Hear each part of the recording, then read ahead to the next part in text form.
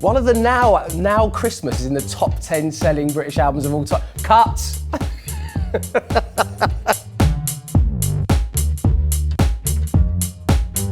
What's the Story? Morning Glory by Oasis. But this is the only record I remember us gathering together as a group to listen to collectively. And there was about 5 or 6 of us, and we'd been to college that day, except for a guy called Clark, who had been standing in line to buy this very album. He'd then gone home. We lived with our mum and dads at the time, we were like 16. He'd gone home and he'd had a little listen through. The rest of us finished college, we went over to his house, we liberated one of his dad's stubby beers, and he stuck on the album. And what sticks with me from that amazing afternoon that we spent was Clark saying, as I say, he'd already listened through it, he said, "Oh, wait to hear track 3. You're gonna love track 3, which of course is Wonderwall." And just to remember that moment when I lived in a pre-Wonderwall world is quite spectacular, really. And then he added, which was amazing, he said, and then he flipped it over and he said, and the next song's pretty good as well. And he's talking about Don't Look Back in Anger.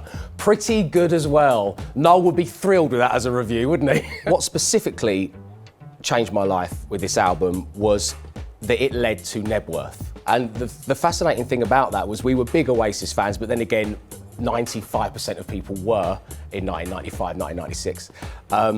But nowadays, if you want to get tickets for like Glasgow, you've got 1,000 laptops open and you're trying your best to get them.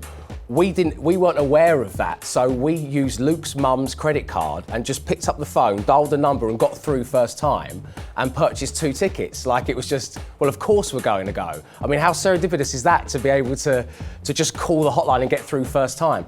And in preparation for coming here to talk to you today, I dug out my ticket from the box of memories, and my ticket for the Sunday at Knebworth was £22.50.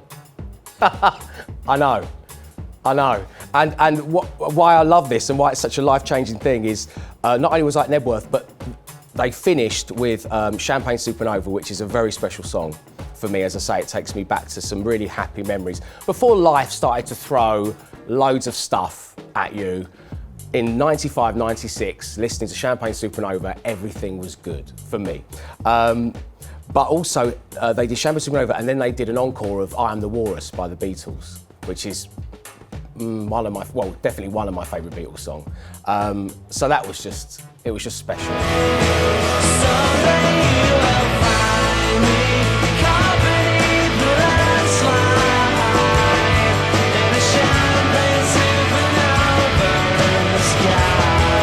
Champagne Supernova is quite clearly my favourite track. However, I believe that Cast No Shadow is vastly underrated as a song on this album, which of course it is, I believe somewhere in here, dedicated to the genius that is Richard Ashcroft. Cast No Shadow is dedicated to the genius of Richard Ashcroft. It says it right here. And that's an amazing song. Also, Morning Glory, you know, all your dreams are made when you're chained to the mirror and the razor blade. Before I even knew what I think that means, it was a proper balls out rock and roll lyric. All your dreams are made when you're chained to the mirror and the razor blade. Today's the day that all the world will see. I was on Berwick Street. It's around the corner from the studios where I do my radio show, and there's a record shop. And they have the album in their window, and it has a little sign pointing at this shop here, and it says, "You are here," which is cool, isn't it? You write what is your masterpiece, and you're just too rock and roll to turn up for the photo shoot. Do you know what? I've written this. I don't even want to be on the cover. Gotta love that about Oasis. What's really nice about this is that when you listen to this record, the opening chords of Wonderwall are the first things you hear.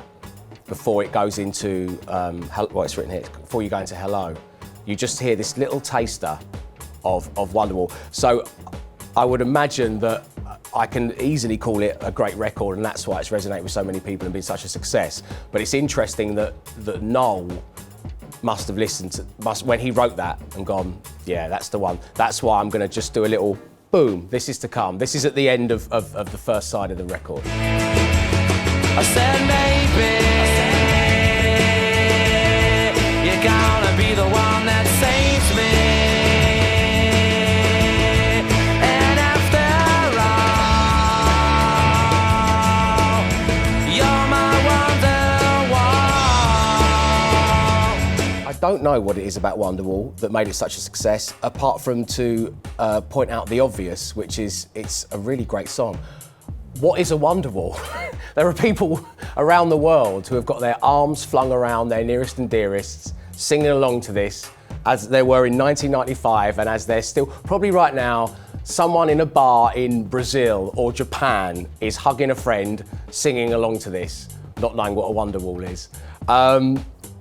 But my understanding, and I might be wrong, again, please comment below, was a Wonderwall is where you were to pin your hopes and dreams, and you may have pictures of, I suppose in Noel's case, Man City players, and you know, your pin-up person of choice. But that might be wrong. But if that is wrong, it's also great that I've made that up. It's an album that, as the years have gone by, I tend to use quite sparingly, and that's because it is such an emotive album for me, is in the memories that it brings back of those times and those people, that I don't want to over-listen to this, because when I hear like the opening waves and chords of Champagne Supernova, I'm right back there, and that's like a special treat. It's aged brilliantly. I mean, I've been listening, but as I say, I use this record sparingly because it's like a magic potion.